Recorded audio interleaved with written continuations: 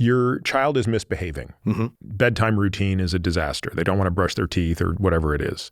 There's a punishment that you could allocate for that behavior. You could say, look, Johnny, if you don't go to bed now, you do not get to play Xbox tomorrow. Right. There's a reward, which is if you do this thing, I'm going to give you an extra 15 minutes of playing Xbox tomorrow.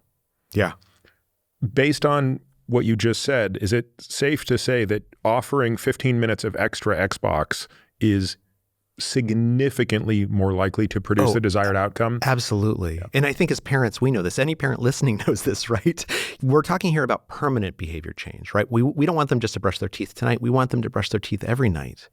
A positive reward, positive reinforcement is going to be much more powerful at ingraining that habit in their life. You want your kids to be well-adjusted and happy. Yeah. But it's hard to imagine them doing that if they don't have some command and control over themselves. So that you could argue that this is one of the most important things that we want our kids to have. Yeah.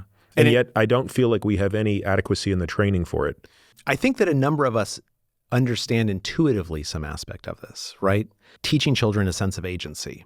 That instead of saying, when you bring home an A on your report card, instead of saying, oh, you're so smart, which is something you don't have control over, to say, oh, you must have worked really, really hard, because that's something you do have control over. I'm reinforcing your sense of agency.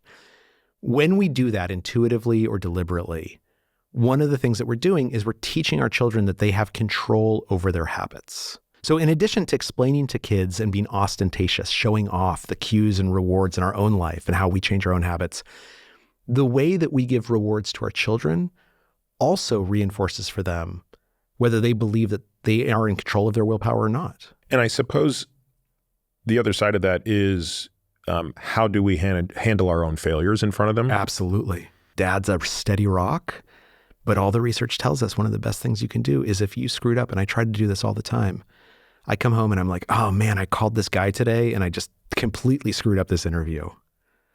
Because I want them to know. And then I say, but the thing I realized from it is that next time I call, I need to have something to eat before I call, because that's going to help me. I'm modeling for them.